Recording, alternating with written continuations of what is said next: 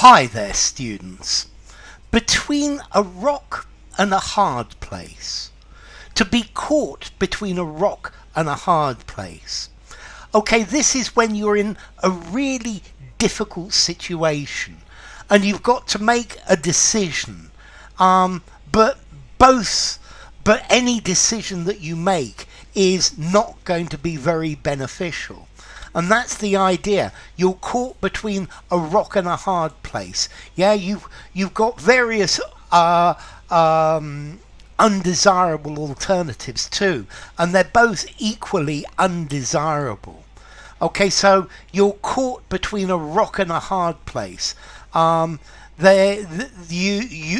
don't really have a good way out. There is no good solution. Okay, so in a difficult, uncomfortable position with no attractive way out, you've got to choose between two equally unpleasant alternatives. Okay, this is the same as being between Scylla and Charybdis. Okay, this comes from I think it's ancient Greek or ancient Roman myth. Scylla was a rock and Charybdis was a whirlpool. And if you're between Scylla and Charybdis, either you smash your boat on the rock or you go down the whirlpool. And neither alternative is very, very nice. We also have this phrase, between the devil and the deep blue sea. Yeah, you drown in the sea or you get eaten by the devil. Between the hammer and the anvil. Yeah, both of them are going to crush you. Okay, so I'm between a rock and a hard place as this at the moment. Okay, so I'm trying to think of a situation where you're stuck between a rock and a hard place. Maybe if you don't pay your fine, you will go to prison. But if you do pay your fine, then you're not going to have any money to eat. So you're between a rock and a hard place. Well, probably I go around begging for food. But between a rock and a hard place, there is no easy decision. There are two risky alternatives.